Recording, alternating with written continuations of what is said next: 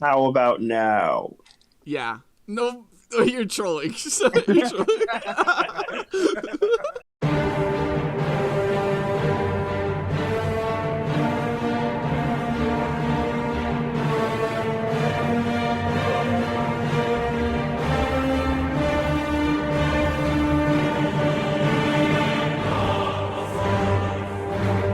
Welcome to another great episode of Core Discussions. Thank you all for watching and tuning in. Do you want to give a quick reminder that every single week we are posting on Mondays, just in case you don't know. But you can listen to it anytime, honestly. But Mondays is when we throw down an episode. Sometime, usually during the morning, an episode comes down.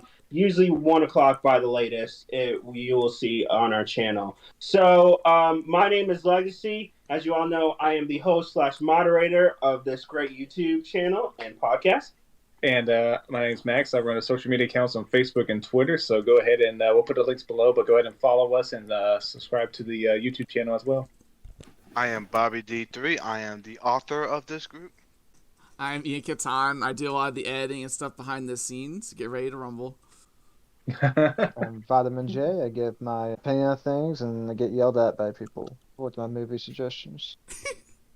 Yes, you do. I'm Mountain/Hunter, and I'm pretty much just here for the ride. It's your boy, Big Joshy 55.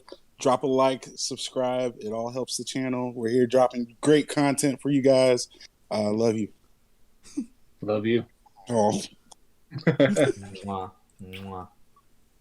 So what are we talking about today? So, as you know, we are doing another top 10s list, as you probably saw by the title. This is going to be one of our more interesting ones because there's going to be some very interesting debates over this. I got a total of 30 different options for this one. We are doing cartoon shows.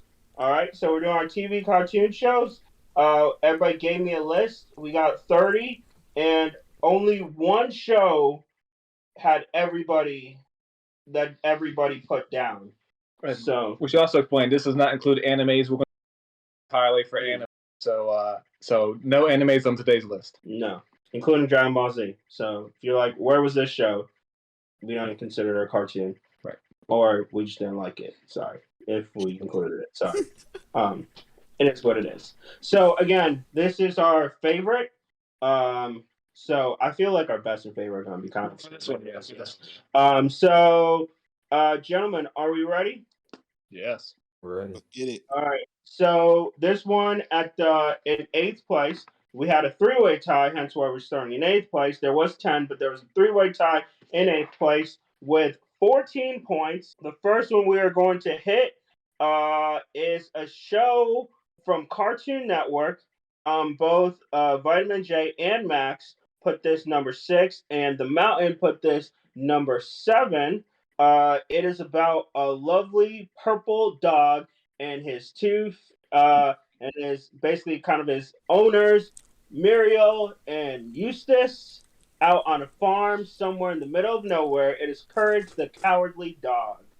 I'll start off. First, as a disclaimer, I want to say this Cartoon Network had the best cartoon in the 90s. I just want to put that out there.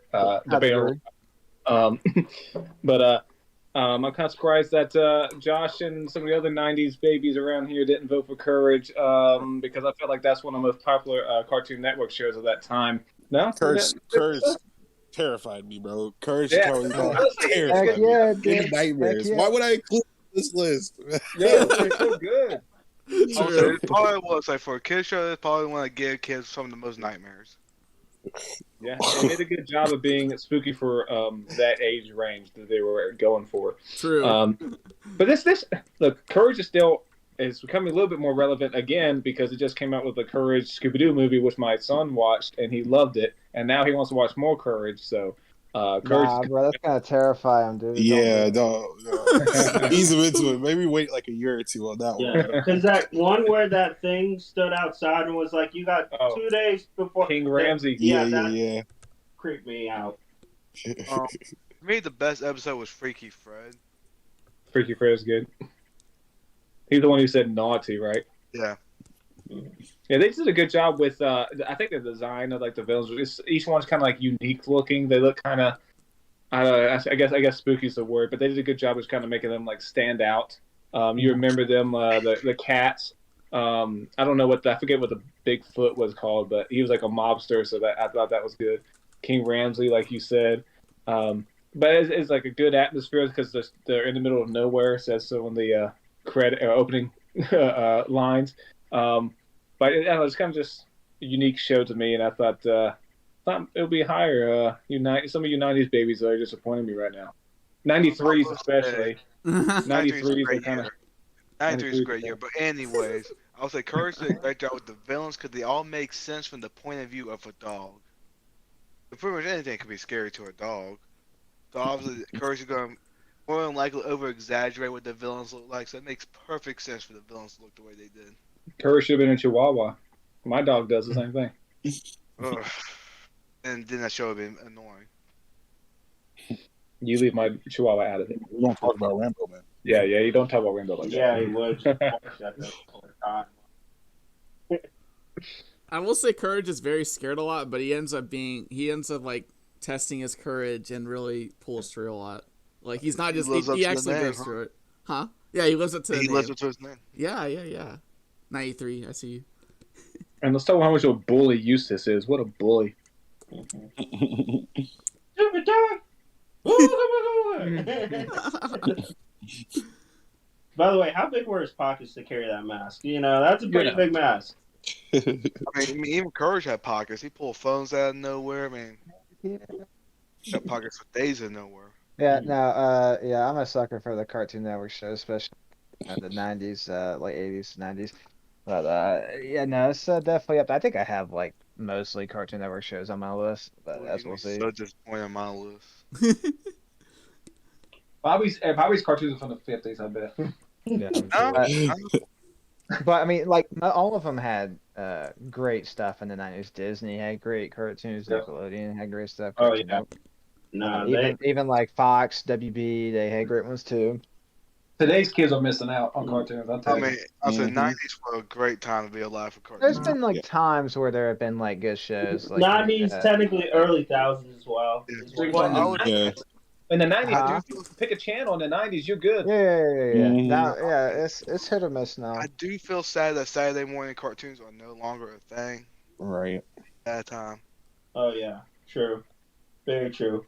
I don't know. I might disagree. I think I like Nickelodeon as a whole cartoon better. I really did enjoy some Nickelodeon because that was my thing, especially when I was young.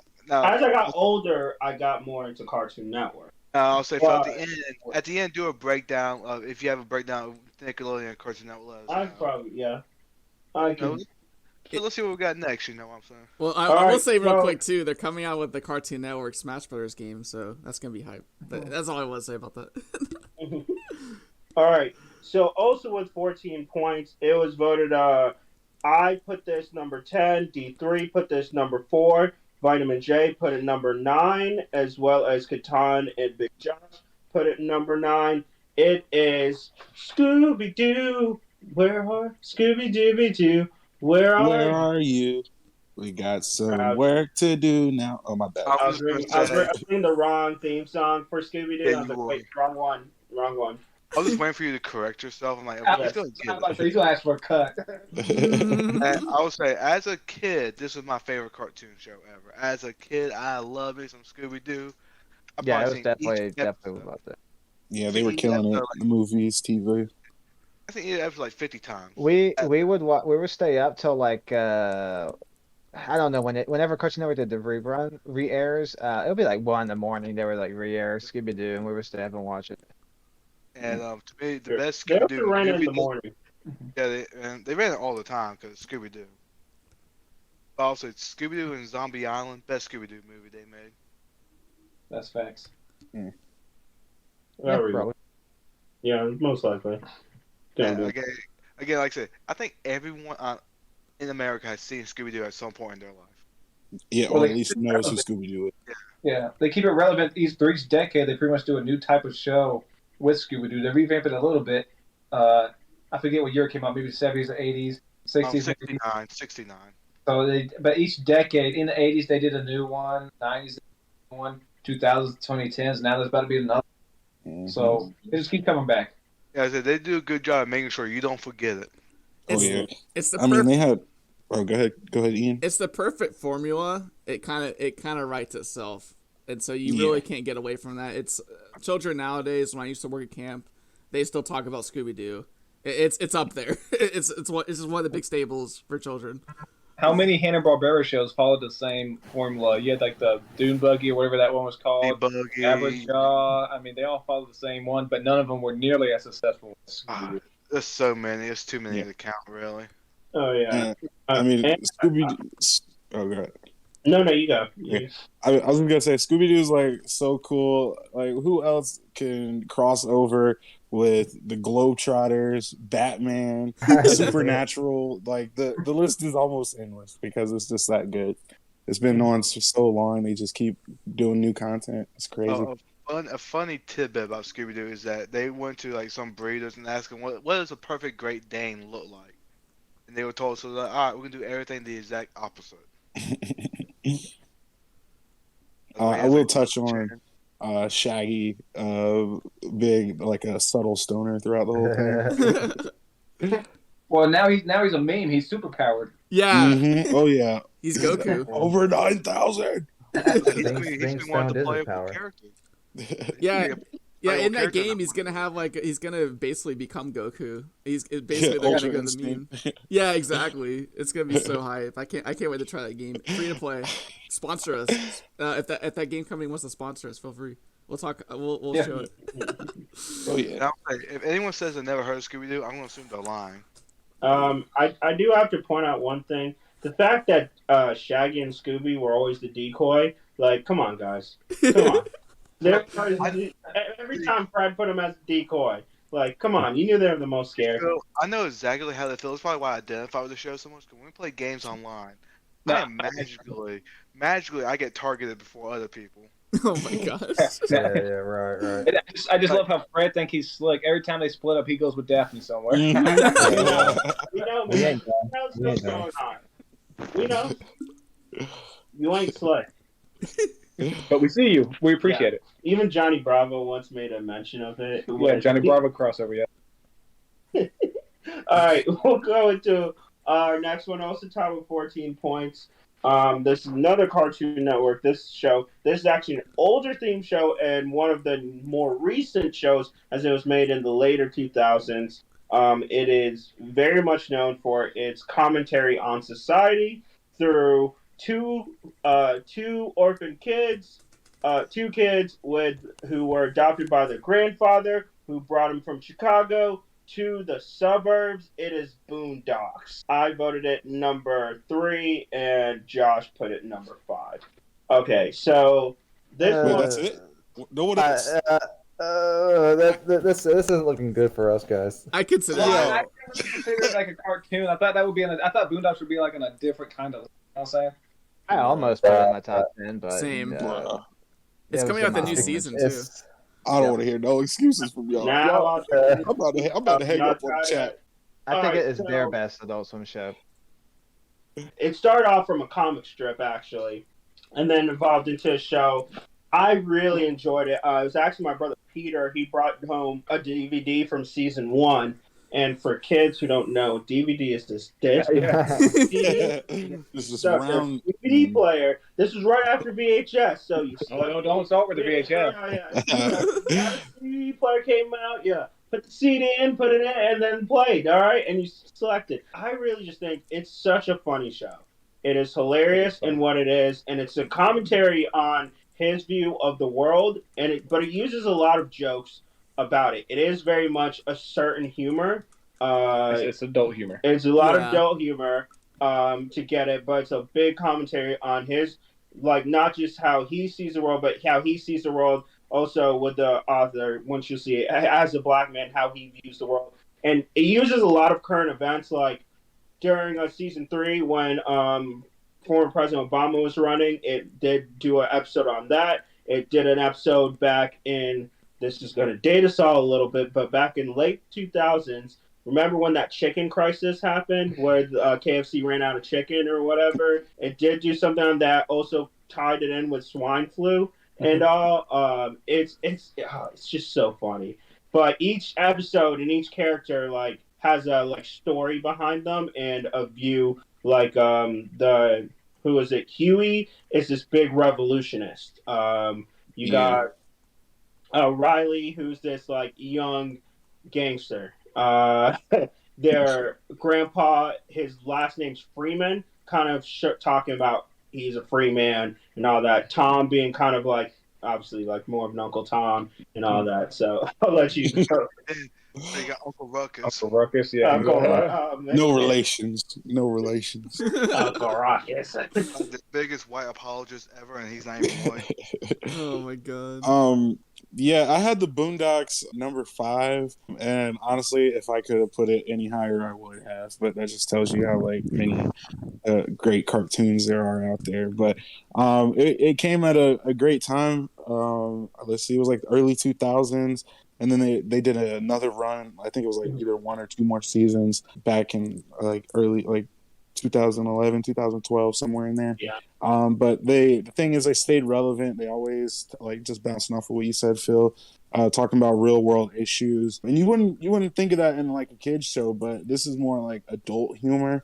So they're taking like there was this one episode where Tom's daughter was trying to do a lemonade stand, and then Ed Wunsler comes around like this big businessman mogul, like buys her out because all she wants is a pony, but then makes all these stipulations and stuff.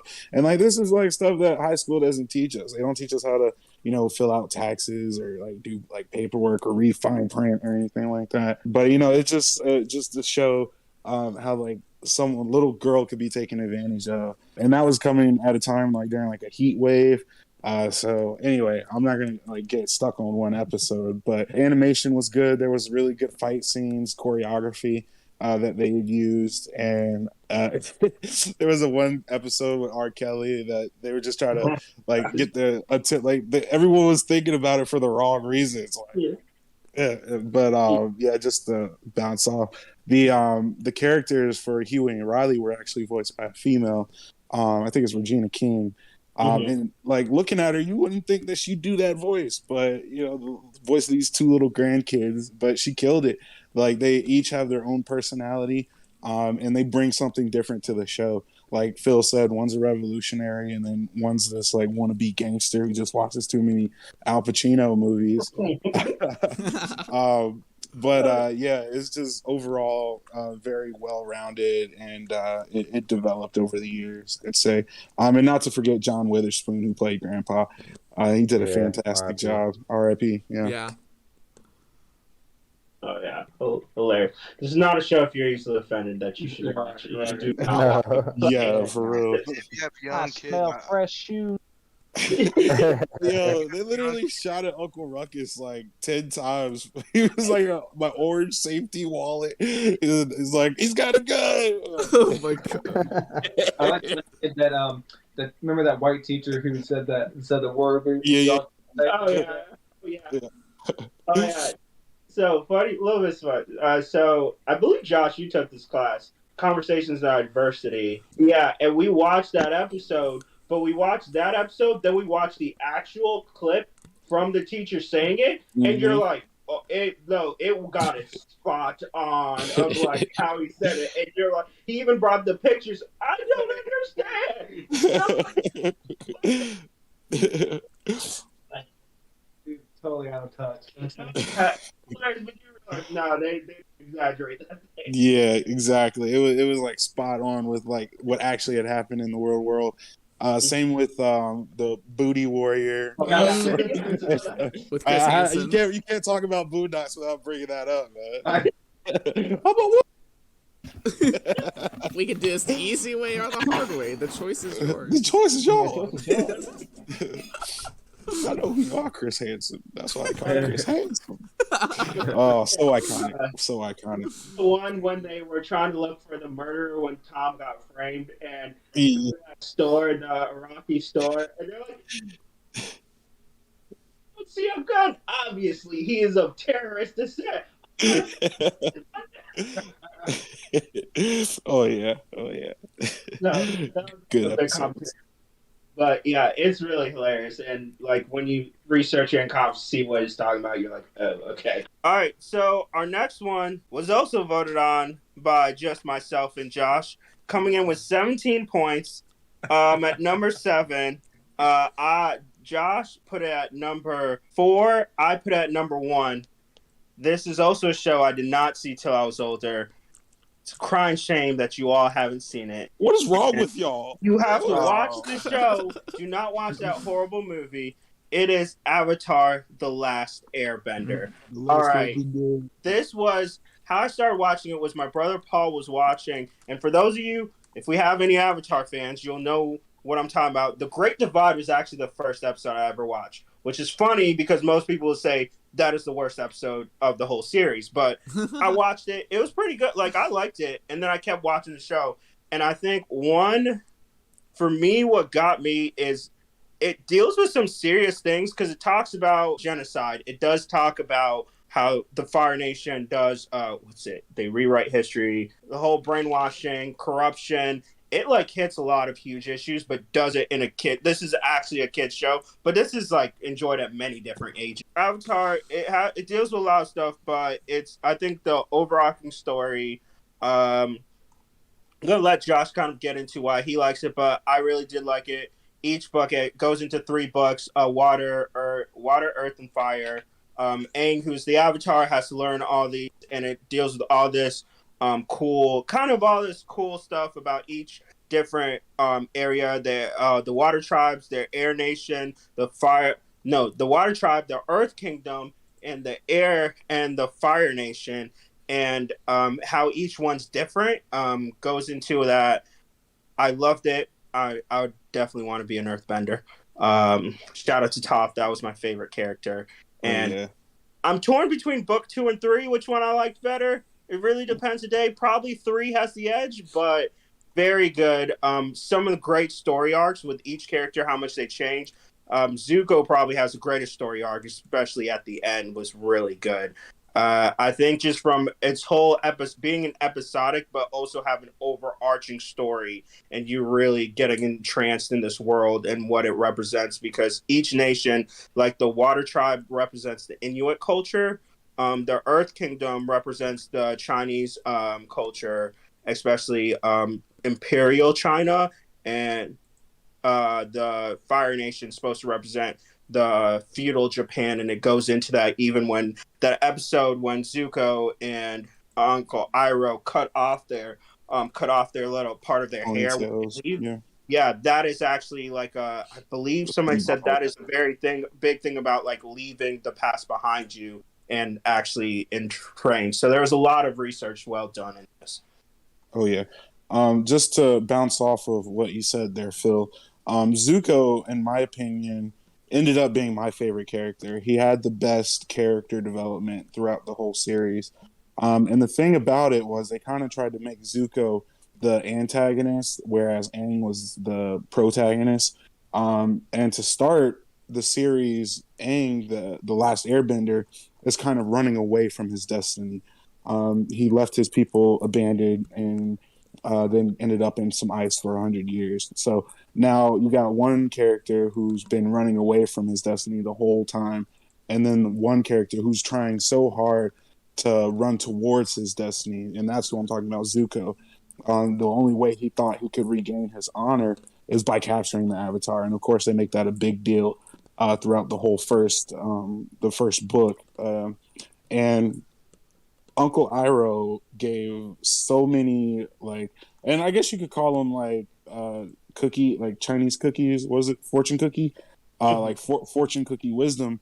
Those like one-liners, but they're just so impactful through the show. He says exactly what you need to hear when it's relevant. And then that one scene with him busting out of prison, that's incredible. And they don't even show it, but they show him getting buff. They kind of he acts like he's not doing anything. He's like this lazy, senile old man. But in reality, he's getting fit. He's getting swole, if you will, and ends up breaking out and then helping the Avatar and his friends actually reconquer. I can't remember if it was the Earth Kingdom, Ba Sing Se, but it was in the final book, one of the last episodes where he gathered the White Lotus, this ancient fraternity. But the Avatar, they did a great job. I will agree with you. Toph was one of my favorite like characters within Aang's group of like friends, like out of Sokka, Katara, and Aang. Toph was the one, like, because first of all, she has a disability, she's blind, but she uses that blindness to her advantage with her earthbending skills. I don't want to get too like far into it because y'all didn't even put it on your list, you bunch of bums.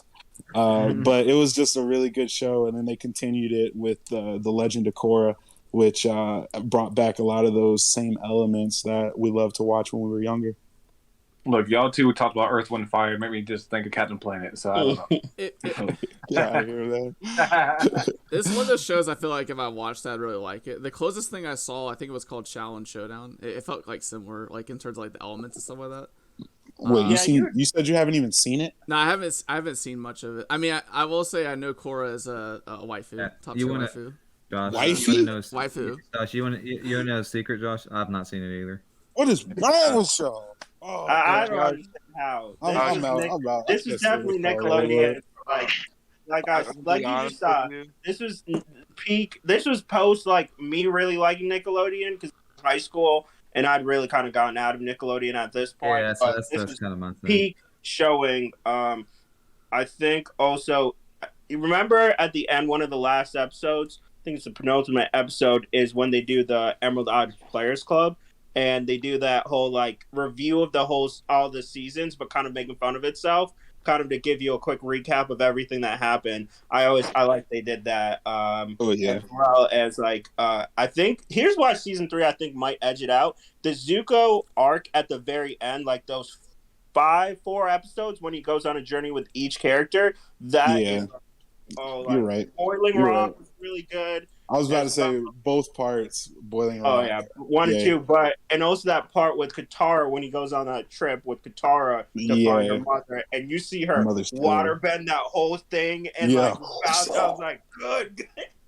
So it was a great show. Clearly, we got 2 big fans of the show. I would have had it at number 1 if it wasn't for all the stuff in between. But it's a great show.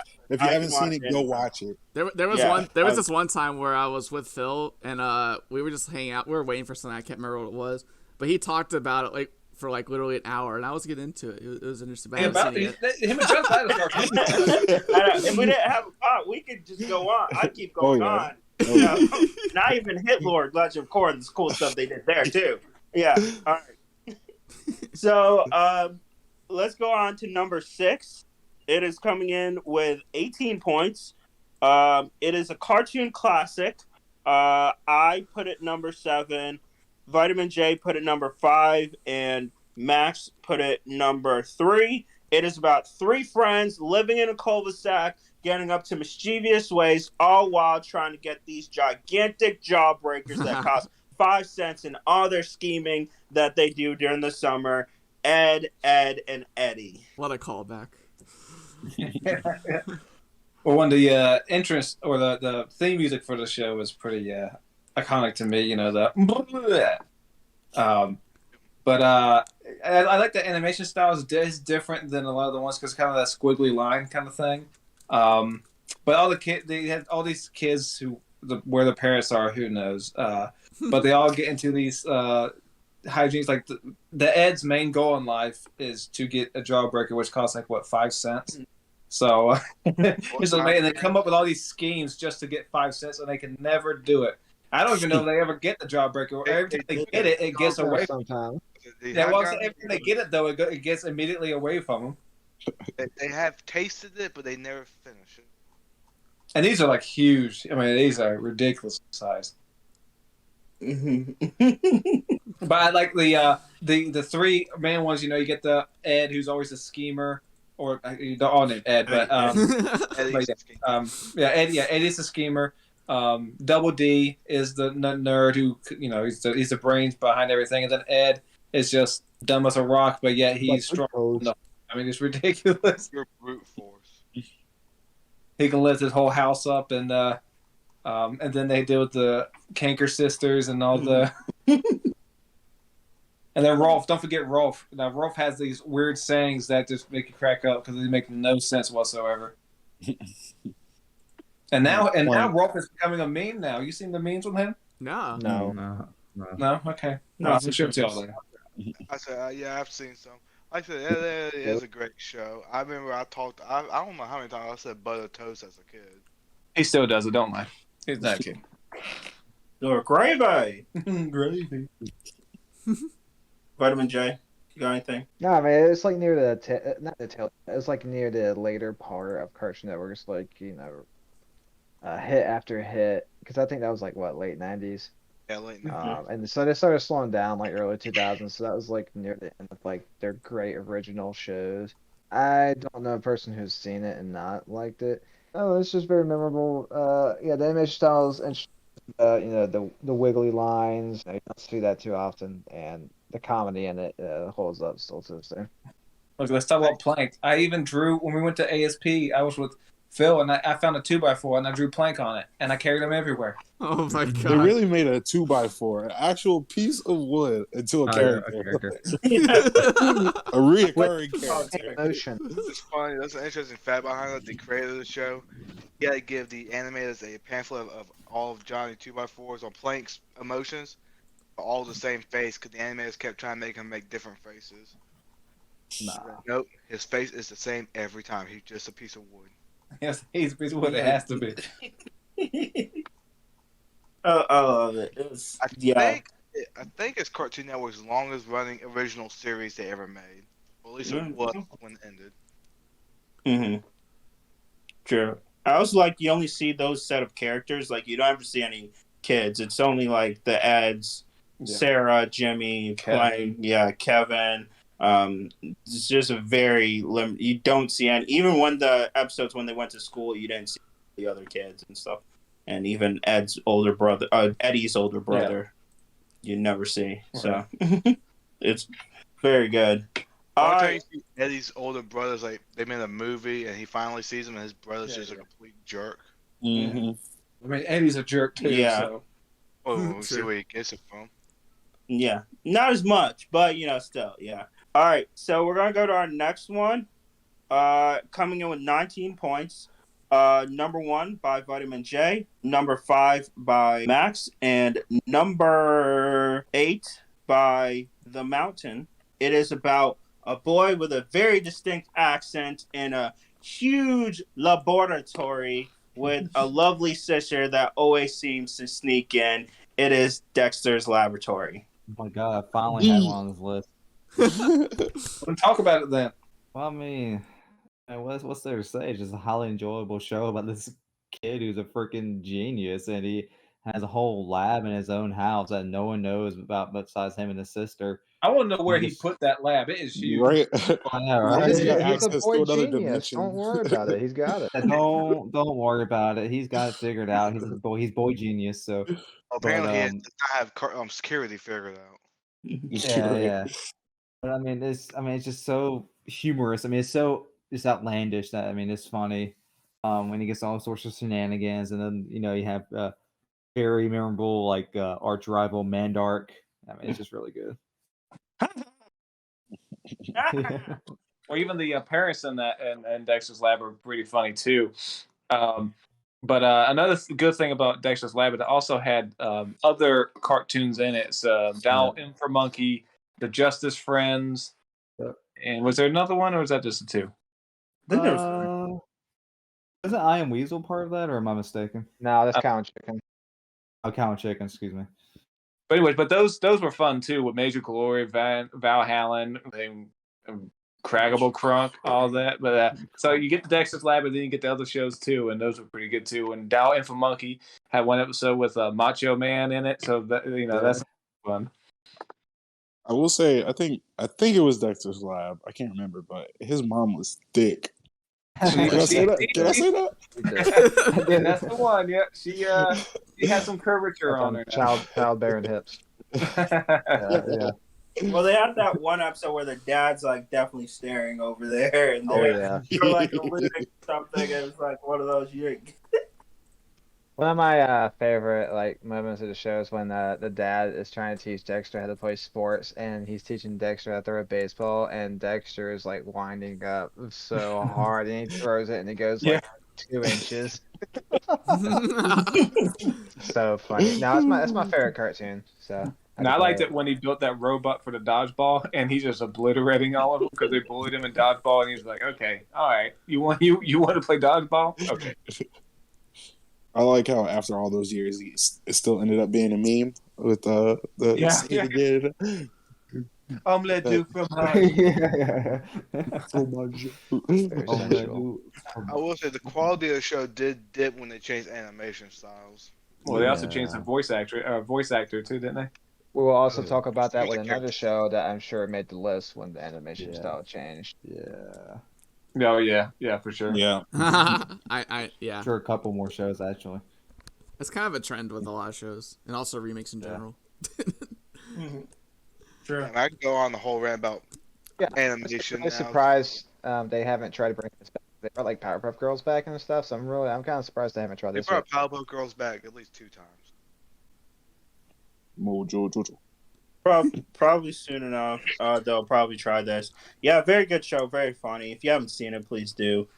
Kid, his accents just look kind of funny. Yeah, it's like, ridiculous. It's like because nobody else in his family has an accent. It's just him. Yeah.